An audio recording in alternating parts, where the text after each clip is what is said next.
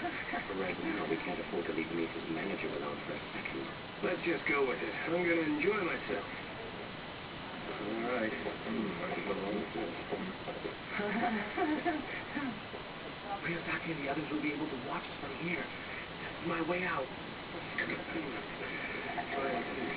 Here you are. Drinks right up. Mesa's pretty good at her sort of thing.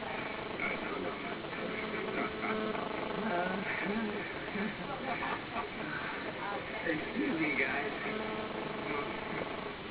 I have to go to the bathroom.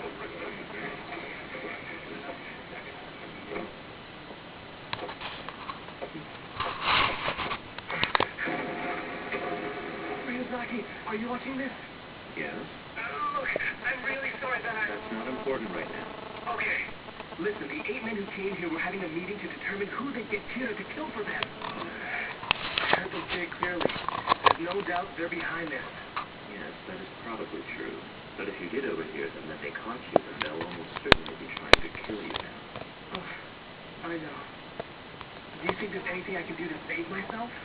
Well, luckily you're still alive, so we may be able to save you. But for that to happen, You will have to die before they can kill you.